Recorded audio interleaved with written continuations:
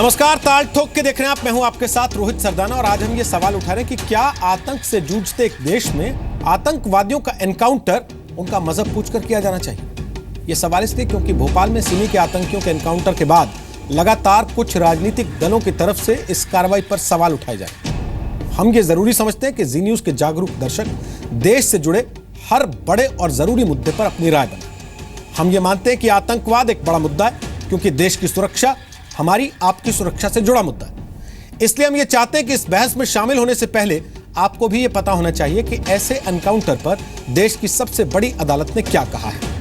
23 सितंबर 2014 को supreme court ने अपनी गाइडलाइंस में कहा था कि एनकाउंटर से जुड़े ऐसे मामलों की जांच सीआईडी या फिर किसी इंडिपेंडेंट एजेंसी को करनी होती है। हम ये सवाल उठा रहे हैं कि जब सबसे ऊंची अदालत ने जांच की एक व्यवस्था दे रखी है, तब क्यों कुछ राजनीतिक दल एनकाउंटर होने के कुछ ही मिनट के बाद बिना किसी जांच, बिना किसी रिपोर्ट का इंतजार किए अपना फैसला सुनाने लगते हैं? क्यों आतंकवादियों के बीच भी वो हिंदू और मुस्लिम की तलाश करने लगते हैं? आतंकवाद के मामलों में स्वघोषित एक्सपर्ट की तरह व्यवहार करने वाले कांग्रेस के महासचिव दिग्विजय सिंह 26/11 से लेकर बाटला हाउस और जाकिर नाइक से लेकर भोपाल जेल ब्रेक तक हर बार बोले और उनका ताजा बयान यह है कि जेलों से हमेशा मुस्लिम कैदी ही क्यों भागते हैं। दिग्विजय सिंह सवाल उठा रहे हैं कि जेल तोड़कर कोई हिंदू क्यों नहीं निकलता, मुसलमान ही क्यों भागते हैं, कोई हिंदू क्यों नहीं भागता। कांग्रेस के बारे में कहा जा सकता है तरीका अच्छा है, पहले आतंक में हिंदू मुस्लिम का बंटवारा कीजिए और फिर इसे पार्टी का स्टैंड ना बताते हुए बयान से किनारा कर लीजिए। हम ये पूछ रहे हैं कि क्या कांग्रेस दिग्विजय सिंह पर ऐसे बयानों के लिए कार्रवाई करेगी या फिर हमेशा की तरह यह कहकर पल्ला झाड़ लेगी कि यह उनकी निजी राय है।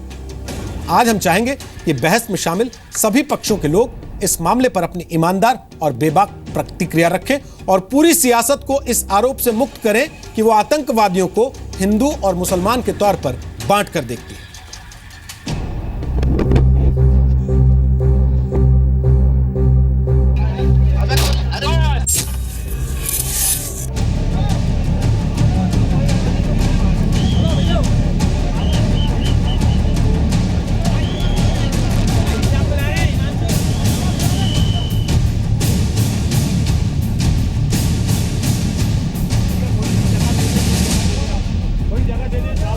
क्या कारण है कि खंडवा में से निकलते हैं तो सीमी के मुसलमान निकलते हैं जेल तोड़ के, कोई हिंदू नहीं निकलता। भोपाल से भी जेल तोड़ते हैं तो मुसलमान के सीमी लड़के निकालते हैं, मुसलमान धर्म के सीमी के लोग ही जेल तोड़ते हैं, कोई हिंदू नहीं निकलता। और जब जेल टूटती है तो उसमें मुसलमान ही भागते, हिंदू नहीं भागते। अगर दिग्विजय सिंह ने कुछ कहा है तो मुझे कांग्रेस पार्टी और सोनिया गांधी से पूछना है कि जो दिग्विजय सिंह बोल रहे हैं क्या वो कांग्रेस पार्टी की लाइन है? Things will come out. We are not here to just sit and pass judgments on the basis of some reports. अब ये दुर्दांत आतंकवादी थे, ये मारे गए, पता नहीं बाहर जाके क्या कहर बरपाते अगर निकल जाते, लेकिन इनके लिए आसमान सर पे उठाने की कोशिश हो रही है। तो ये जरूरी है कि एक इम्पार्शियल इंक्वायरी हो। मैं मध्य प्रदेश सरकार से इस बात का मुतालबा करता हूं कि वो खुद सुप्रीम कोर्ट मॉनिटर्ड इंक्वायरी के लिए राजी हो जाए। जेल से भागने में कोई बाहर के लोग शामिल थे, कोई अन्य आतंकवादी संगठन शामिल थे, कहाँ से इनके कनेक्शन थे, कैसे ये सारा इन्होंने भागने की प्लानिंग की, ये सारी जांच एनआईए करेगी। कि अभियुक्त को एक बार सरेंडर करने का मौका दिया जाए, जो इसमें नहीं दिया गया। लेकिन फर्जी मुठभेड़ करने का अधिकार किसी को नहीं है, इसलिए इस पर सवाल उठे हैं तो सुप्रीम कोर्ट के जज से जांच कराई जानी चाहिए। कानून के दायरे में जो भी जांच हो, जो भी कार्रवाई होना चाहिए। ताल ठोक के आज का पहला सवाल, क्या आतंकियों का एनकाउंटर उनका मजहब पूछकर किया जाए? दूसरा सवाल, आतंकियों में हिंदू मुस्लिम की सियासत क्यों? तीसरा सवाल, आतंकियों के धर्म से किसका वोट बनता है? चौथा सवाल, क्या आतंकियों के कम्युनल कार्ड से वोट की फिक्सिंग की जा रही है? और ताल ठोक के आज का पांचवा सवाल, क्या मजहब बताकर आतंकियों को बचाना सही है? तो आपको बता दें, आज हमारे साथ 4 खास मेहमान ताल ठोक के में शामिल हो रहे हैं। तीन राजनीतिक पार्टियों के प्रवक्ता हमारे साथ हैं। सबसे पहले आपको बताऊं, विक्रम सिंह हमारे साथ हैं, जो कि पूर्व डीजीपी हैं यूपी के, भारतीय पुलिस सेवा के 1974 बैच के अधिकारी रहे और जून 2007 से सितंबर 2009 तक वो यूपी के डीजीपी रहे। श्रीकांत शर्मा हमारे साथ हैं, वो भारतीय जनता पार्टी के नेशनल सेक्रेटरी हैं और मीडिया में बीजेपी और सरकार का पक्ष रखते हैं। राजीव त्यागी हमारे साथ हैं, वो कांग्रेस पार्टी के राष्ट्रीय प्रवक्ता हैं, उत्तर प्रदेश कांग्रेस के महासचिव रह चुके हैं, वो भी मीडिया में कांग्रेस पार्टी का पक्ष रखते हैं। सैयद इम्तियाज जलील हमारे साथ हैं, वो AIMIM यानी कि असदुद्दीन ओवैसी की पार्टी के नेता हैं, ऑल इंडिया मजलिस-ए इत्तेहादुल मुस्लिमीन, और महाराष्ट्र की औरंगाबाद विधानसभा सीट से विधायक रहे हैं। इससे पहले वो पत्रकार रह चुके हैं। स्वागत है इम्तियाज जलील आपका भी। सबसे पहले राजीव त्यागी, दिग्विजय सिंह के बयान आपने सुने, आप इत्तेफाक रखते हैं उनसे, या कांग्रेस पार्टी की राय और दिग्विजय सिंह की राय अक्सर कई मामलों की तरह इस मामले में भी अलग अलग है? देखिए, कांग्रेस पार्टी ये मानती है कि जिसने भी कानून को तोड़ा है उसको सज़ा मिलती है और सज़ा मिलती रही और सज़ा मिलती रहेगी, इसमें कहीं कोई संशय नहीं है। कांग्रेस पार्टी इस एनकाउंटर पे 2-3 सवाल करना चाहती है। उस पे पहला सवाल हमारा ये है कि जेल तोड़ने की साजिश जो हुई होगी वो एक लंबी प्रक्रिया रही होगी, उसमें मध्य प्रदेश सरकार क्या जांच कर रही है? CCTV लगे हुए थे, वो चल क्यों नहीं रहे थे जेल में, इसकी जांच होनी चाहिए। आतंकवादी पहले भी जेल तोड़ चुके थे, इनमें से 3 आतंकवादी जहां तक मुझे ध्यान है, और दोबारा से उन्होंने जेल तोड़ने की कोशिश की, तो निश्चित रूप से उनको कहीं ऐसी सेल में रखा गया होगा जो बहुत सिक्योर होगी। उस सिक्योर सेल को कैसे तोड़ पाए वो आतंकवादी, इसकी जांच होनी चाहिए। रही बात अब एनकाउंटर होने की, जब एक आतंकवादी ने या किसी भी व्यक्ति ने कानून अपने हाथ में ले लिया, जेल ब्रेक कर दी, किसी की हत्या कर दी, एक जवान की हत्या कर दी, उसके बाद कहीं ना कहीं पुलिस तो अपना काम करेगी, इसमें कहीं कोई संशय नहीं है। लेकिन ATS के जो वहाँ चीफ हैं संजीव शर्मा साहब, वो ये कहते हैं कि आतंकवादियों के पास हथियार नहीं थे। IG भोपाल ये कहते हैं कि आतंकवादियों के पास हथियार थे।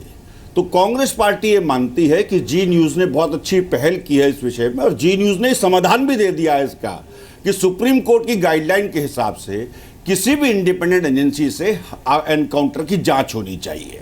एनकाउंटर की जांच में जेल ब्रेक से लेकर के एनकाउंटर तक सभी विषयों पे कहीं ना कहीं हम लोगों को इन विषयों को देख करके जांच करनी चाहिए। त्यागी जी, रही बात दूसरी कि आतंकवादियों को धर्म होता है या नहीं होता है, तो कांग्रेस पार्टी का बहुत स्पष्ट मैं मानता हूं कि पहला सवाल कम से कम जब पूछा जाता है तो जो भी नेता अपना तैयार करके आए वो पूरा वक्तव्य दे ले, उसके बाद उनसे क्रॉस क्वेश्चन किया जाए।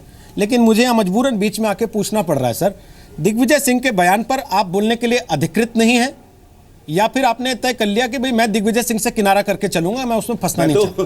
मैं अभी उसी पे आ रहा था, आपने बीच में रोक दिया। मैं अभी उसी पे आ रहा था। सर, दिग्विजय सिंह ने कहा कि मुसलमान कैदी ही जेल से क्यों भागते हैं। दिग्विजय सिंह, क्या कांग्रेस पार्टी भी सोचती है जैसा दिग्विजय सिंह सोचते हैं? मैं अभी उसी पे तो आ रहा था।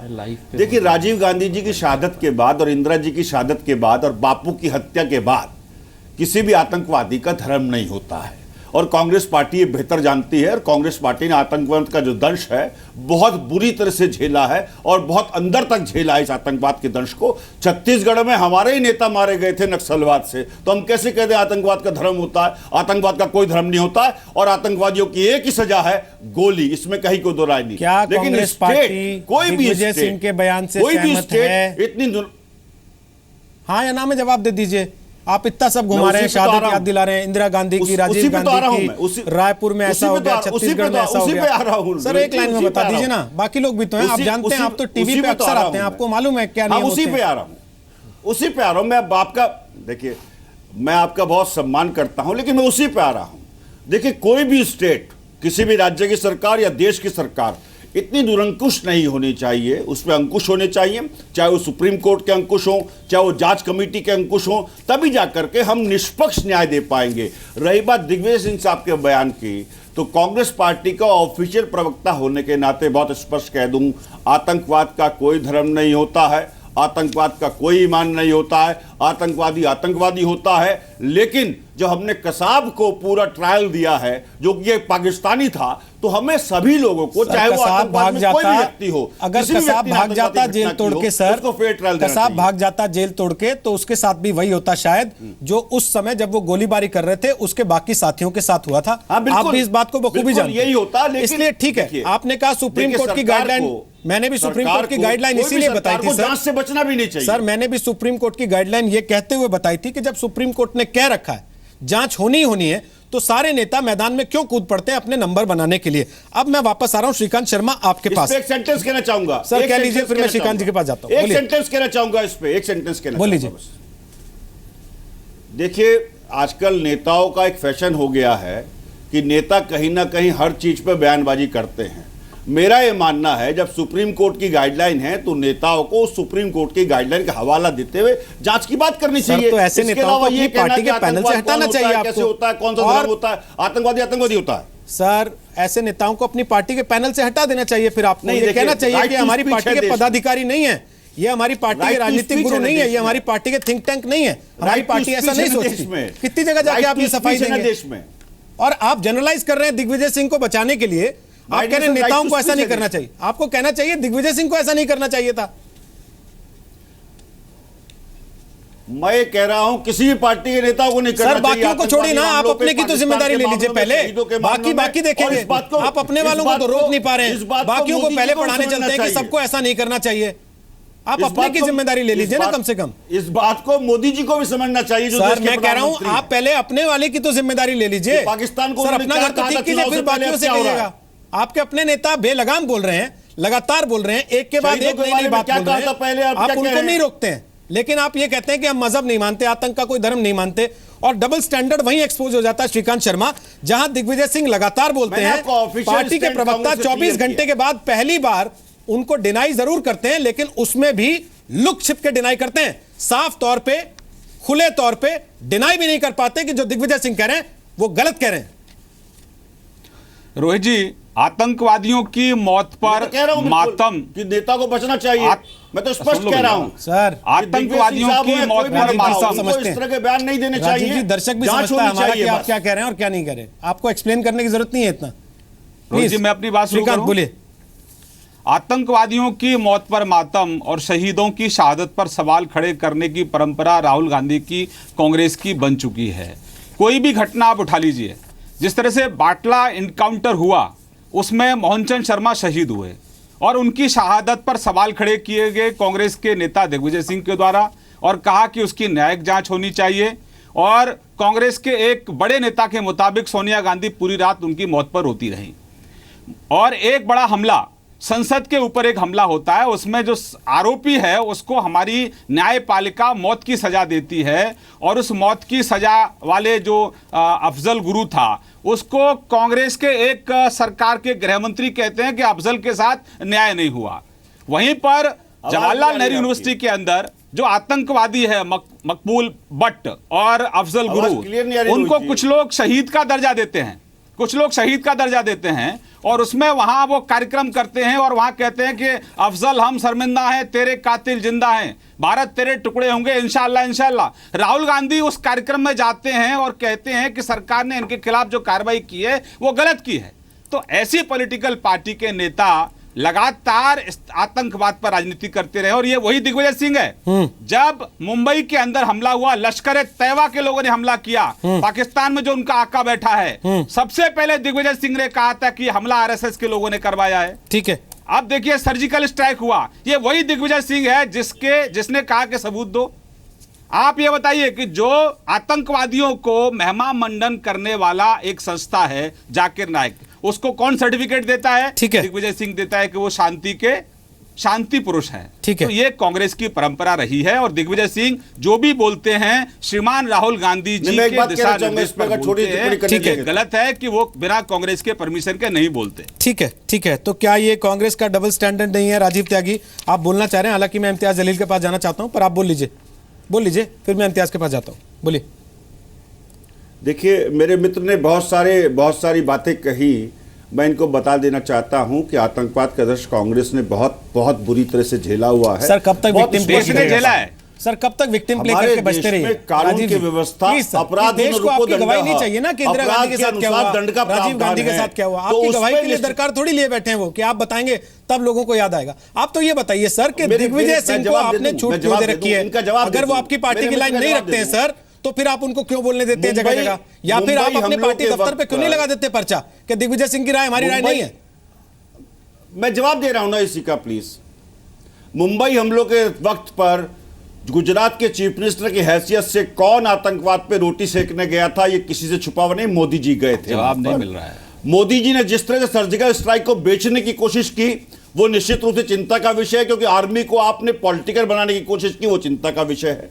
रही बात आतंकवाद की, मैं बहुत स्पष्ट कह चुका हूं, कांग्रेस पार्टी स्पष्ट मानती है आतंकवाद का कोई धर्म नहीं होता है, आतंकवाद की एक ही सजा है, गोली, इसके अलावा कोई सजा नहीं है। लेकिन स्टेट इतना निरंकुश नहीं होना चाहिए, इसलिए न्यायिक व्यवस्था जरूर ठीक से चाक चौबंद रहनी चाहिए और न्यायिक व्यवस्था के हिसाब से जांच होनी चाहिए, जो सुप्रीम कोर्ट की गाइडलाइन है। मैं इतनी बात कह रहा हूं। जेल टूटी कैसे? जेल में सीसीटीवी काम क्यों नहीं कर रहे थे? एटीएस प्रमुख ऐसा क्यों कह रहे हैं कि उनके हथियार नहीं थे? जिम्मेदारियां देते हुए भोपाल के आईजी क्यों कह रहे हैं कि भाई किसको महासचिव बना रहे हैं, ये क्या क्या बोलता है, इसके बयानों का क्या मतलब जाता है, लोग उससे पार्टी की कितनी छिछालेदार करते हैं उसकी भी चिंता करते हैं, बाकी सबकी चिंता करते हैं। ये तो बेहतर दिग्विजय सिंह साहब भी बता पाएंगे, उनसे बात करिए। चलिए, कम से कम आपने ये स्टैंड तो लिया कि भाई दिग्विजय सिंह के बारे में मेरे सवाल मत कीजिए। ठीक है सर। अब इम्तियाज जलील साहब, मैं आपसे पूछना चाहता हूं, ओवैसी साहब पहले भी लगातार सवाल उठाते रहे। सवाल उठाना सबका फर्ज है, कोई हम इस पे एतराज नहीं करते, हम खुद सवाल उठा रहे हैं। वीडियो को लेकर बहुत सारी चीजें आ रही हैं, उन सारी थ्योरीज को हम भी पूछ रहे हैं कि भाई ये सारी चीजें क्यों हो रही हैं। लेकिन आप लोगों को लगता नहीं कि भाई जब सुप्रीम कोर्ट ने कह रखा कि अगर कोई एनकाउंटर हुआ है तो उसकी जांच होगी, और उसकी जांच जब तक पूरी नहीं हो जाती तब तक ना किसी उस अफसर को प्रमोशन मिलेगा, ना ही बाकी कोई सुविधाएं या अधिकार उसको मिल पाएंगे इनाम के तौर पे जिनको लिया जा सके। तो थोड़े दिन वेट नहीं किया जा सकता क्या ये कहने के लिए कि साहब हम मदद कर देंगे, हम लीगल एड प्रोवाइड कर देंगे, ये एनकाउंटर तो फर्जी था, ये कैसे कर दिया? जल्दी क्यों होती है?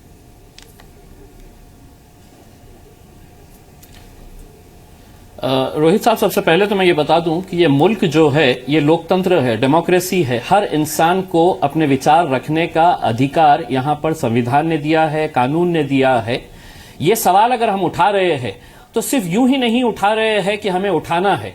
आपको मैं अगर बताना चाहूं कि मध्य प्रदेश के गृह मंत्री कल रात में प्राइम टाइम 9 बजे एक बड़े ही हिंदी चैनल के ऊपर जब उनसे पूछा गया कि ये कैदी किस तरह से छूटे जो खतरनाक आतंकी थे, जिन्होंने आज से कुछ साल पहले जेल से भागने की कोशिश की थी, उन्हें दोबारा गिरफ्तार किया गया था।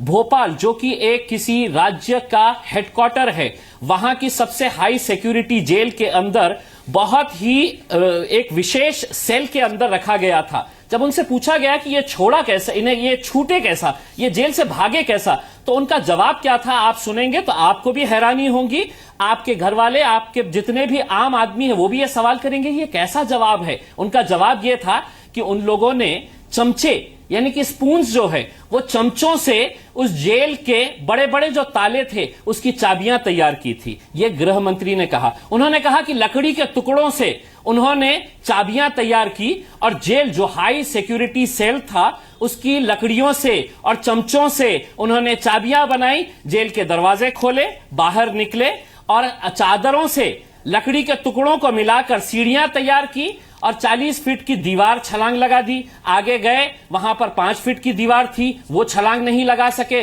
तो वहां के है तो गेट को उन्होंने तोड़ दिया। जब वो बाहर गए तो एक पहाड़ के ऊपर पहुंच गए। अब पहाड़ के पीछे जो थी एक बहुत बड़ी खाई थी, वहां पर अगर चाहते पुलिस वाले तो उन्हें गिरफ्तार कर सकते थे, नहीं किया। बहुत सारे ऐसे सवाल है जो कहीं ना कहीं आपके मन में भी है। मैं एक आम नागरिक की हैसियत से भी ये सवाल कर रहा हूं, मेरा राजनीतिक किसी के साथ भी संबंध हो, लेकिन ये मुझे हजम नहीं हो रहा है। अगर हजम नहीं हो रहा है तो मैं कैसे मान लूं कि सुप्रीम कोर्ट ने कहा था तो इसलिए इम्तियाज जलील तुम खामोश बैठ जाओ, सुप्रीम कोर्ट ने कहा नहीं। अगर सुप्रीम कोर्ट ने भी कहा है तो मुझे यह अधिकार दिया गया है और मैं पूछूंगा। थोड़ा सा इतर है हमारा सवाल, थोड़ा सा इतर है हमारा सवाल। इससे इतर यह है सर, ये कौन सा इंसाफ है या ये कौन सी अभिव्यक्ति की आजादी है जिसके तहत आप ये कहते हैं कि जेल तोड़ के मुसलमान लड़के ही क्यों भागते हैं? भाई अगर आतंकवादी आतंकवादी है तो आप उसका धर्म तलाश के क्या साबित करना चाहते हो? रोहित साहब, ये सवाल आपको कांग्रेस पार्टी के प्रवक्ता ने कहा है, हम इस बात से सहमत नहीं है। हमने पहले भी कहा है, मजलिस आज भी ये बात से सहमत करती है कि अगर आतंकी कोई है तो उसे इस मुल्क के कानून के तहत सजा होनी चाहिए। अगर सिमी के ये लड़कों के ऊपर आतंक के इतने बड़े गुनह थे तो सवाल ये होता है कि आपने अजमल कसाब को पकड़ कर लेकर आए, स्पीडी ट्रायल चलाए, हर रोज स्पीडी ट्रायल होता था, उसे सजा सुनाई गई, इस देश की सर्वोच्च न्यायालय ने उसे फांसी की सजा दी गई। क्या वजह है साहब कि अगर ये सिमी के इतने बड़े आतंकी है तो क्यों इनका रोज पेट भरा जा रहा था, क्यों हर रोज ट्रायल नहीं किया जा रहा था, हर रोज विटनेसेस को पेश नहीं किया जा रहा था, उनको यकीन था असदुद्दीन ओवैसी जैसे इतने बड़े बैरिस्टर इस देश में बैठे हैं जो किसी के गिरफ्तार होते ही चैलेंज एक्सेप्ट कर लेते हैं कि हम लीगल एड प्रोवाइड करेंगे, तो वो जेल तोड़ के क्यों भागे? पहली बात। दूसरी बात, जमात उद दावा, सिमी जो बैंड ऑर्गेनाइजेशंस हैं आतंकवादी गतिविधियों के लिए, इसके किसी आदमी को आप पकड़ के ये बताएंगे कि ये इनका अकाउंटेंट था? साहब ये तो क्लर्क था, ये आतंकी गतिविधियों में लिप्त नहीं था। ऐसे बचाएंगे आप उसको? एक बात मैं कहना चाहूंगा कि आइएगा राजीव जी, वो पूरा कर ले फिर आइएगा। ये बिल्कुल सही बात है कि असदुद्दीन ओवैसी साहब लंदन से बैरिस्टर की डिग्री हासिल किए हुए हैं, लेकिन सवाल यहाँ पर असदुद्दीन ओवैसी साहब जी, मैं जवाब देना चाहूंगा रोहित सरदाना जी। सच्चाई का है और एक मनगढ़ंत कहानी का है। अगर एक मध्य प्रदेश के गृह मंत्री कुछ अलग बात कर रहे हैं और आईजीए गलत बात कर रहे हैं, तो मेरा सिर्फ यही कहना है कि बहुत ही मशहूर पत्रकार है, बहुत वरिष्ठ पत्रकार है, शेखर गुप्ता साहब ने कहा है कि अगर मध्य प्रदेश को अगर एनकाउंटर की कला के बारे में सीखना था तो गुजरात से सीखते, महाराष्ट्र से सीखते। कल कहा एनआईए से जांच कराएंगे। मेरा सवाल यह है, आप सब लोगों को इतनी जल्दबाजी क्या थी उसमें कूद पड़ने की? मध्य प्रदेश सरकार के कैरेक्टर्स को यह पता नहीं चल पाया है कि साहब पुलिस क्या कहेंगी, नेता क्या कहेंगे, कुछ जल्दबाजी के अंदर इन्होंने ये गड़बड़ कर डाली है। मैं कह रहा हूं कि एनआईए जांच करेगी, ये सीएम पहले मौके से कह रहा है। जिस समय ये सवाल उठा कि एनकाउंटर में कुछ जो लगते हैं, सीएम ने कहा एनआईए से सारी जांच होगी, जेल कैसे टूटी, कैसे भागे, सब चीज को देखा जाएगा। बहरहाल आप सब लोगों को अपनी अपनी थी कि भाई हमको कैसे आना है, हमको कैसे पॉइंट स्कोर करना है। राजीव त्यागी भी बोलना चाहते हैं, श्रीकांत शर्मा भी बोलना चाहते हैं, लेकिन उससे पहले मैं एक छोटा सा कमेंट विक्रम सिंह साहब से लेना चाहता हूं। विक्रम सिंह साहब, आप तो पूर्व पुलिस अधिकारी रहे, डीजीपी रहे हैं, आपके सामने भी ऐसे कई सारे वाकये आए होंगे। तो कोई जेल तोड़ के भाग रहा है, पहले उसके रिकॉर्ड चेक करेंगे इसका धर्म क्या था, या उसको रोक के पूछेंगे कि भाई साहब आप देखिए ये धर्म क्यों, फिर गोली चलाएंगे? रोहित जी, धर्म तो हम अपना भी नहीं पूछते हैं। जब हमने वर्दी पहन ली एक बार, तो वर्दी का एक तात्पर्य है, वर्दी पर्याय है कि आपका ना कोई मजहब है ना आपका कोई धर्म है, आप केवल संविधान के हैं और राष्ट्र के हैं। जब हम अपनी धर्म और अपनी वर्दी पहनने के उपरांत अपने मजहब को, अपनी जात को नहीं पूछते हैं, तो क्या गोली चलाने से पहले ये पूछा जाएगा? ये सवाल ही बेबुनियाद है, ये सवाल ही गैर मुनासिब है। और जिसने भी ये सवाल किया है उसका न तो हृदय साफ है, न वाणी साफ है, न उसका दृष्टिकोण साफ है, और उसने पुलिस बल के मनोबल को गिराने के लिए पूरा एक साजो सामान और पूरी संग बुनियाद को हल्का करने के लिए पूरा इंतजाम कर दिया। इस तरीके के हल्के बयान तब भी आए थे जब बाटला हाउस एनकाउंटर हुआ था, लेकिन जब बाटला हाउस एनकाउंटर में सजा सुनाई गई तो क्या किसी नेता ने माफी मांगी? किसी में इतनी लज्जा नहीं थी कि वो राष्ट्र से और शहीद मोहन चंद शर्मा से माफी मांगे। और उसके बाद फिर जब मौका मिला है तो ये जात और संप्रदाय की बात करते हैं। अभी तो आप देखिएगा कि एनसीआरबी के डेटा में 25 हेड में अपराध आता है, उसका भी ये अनुसंधान करके देखेंगे किस हेड में एक जात के ज़्यादा लोग गिरफ्तार किए गए हैं, तो ये भी कह देंगे किन परिस्थितियों में इस जात के लोग ज़्यादा गिरफ्तार किए गए, ये इनको शिकार बनाया जा रहा है। आपने स्वयं कहा सुप्रीम कोर्ट ने 16 बिंदुओं की व्यवस्था दी है, और उसमें अंतिम व्यवस्था भी यही है कि अगर कोई पुलिसकर्मी इसमें मुलव्विस से शामिल होता है, उसका प्रमोशन, उसका अवार्ड, उसका मेडल न सिर्फ नहीं दिया जाएगा, बल्कि अगर पहले भी दिया है तो वापस ले लिया जाएगा। ठीक है। इतनी कड़ी सजा दंड के बाद मैं समझता हूं इस प्रकार की बेबुनियाद आरोप लगाना ही अपने में एक बहुत ही हल्का और लज्जा का विषय है। ठीक है, हम एक छोटा सा ब्रेक लेकर रहे हैं। श्रीकांत जी, राजीव जी, बहुत छोटा सा ब्रेक लेकर रहे हैं। ब्रेक के बाद आप दोनों अपनी बात रखिएगा। एनकाउंटर हुआ, जेल ब्रेक हुआ, सरकार के लिए जांच करा लेंगे जेल ब्रेक की, और एनकाउंटर की जांच के लिए ऑलरेडी एक व्यवस्था सुप्रीम कोर्ट की तरफ से दी जा चुकी है, फिर नेताओं को जल्दबाजी क्यों होती है ऐसे मामलों में कूदने की? और उससे भी बड़ी बात, अगर एनकाउंटर होगा तो क्या मजहब पूछ के एनकाउंटर होगा?